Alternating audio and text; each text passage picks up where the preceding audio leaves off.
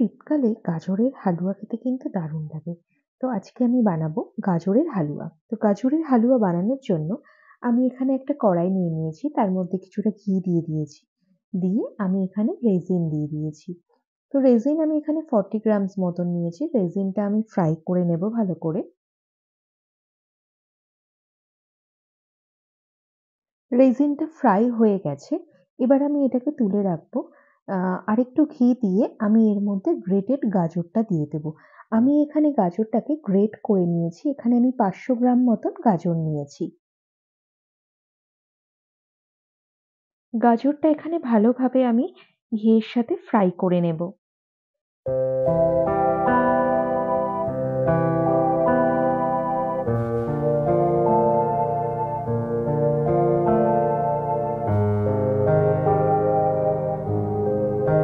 গাজরটা আমি ভালোভাবে ফ্রাই করে নিয়েছি।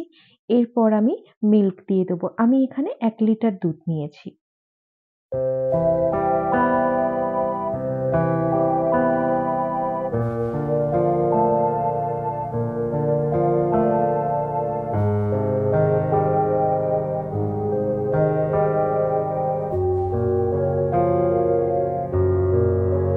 মিল্কটা বেশ ঘন হয়ে এসছে। এবার আমি এখানে সুগারটা দিয়ে দেবো। আমি এখানে 80 গ্রামস সুগার ইউজ করেছি।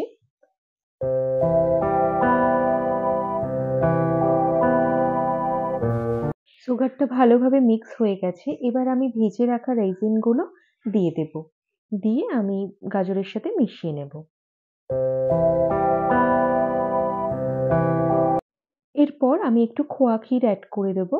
দিয়ে আমি মিক্স করে নেব।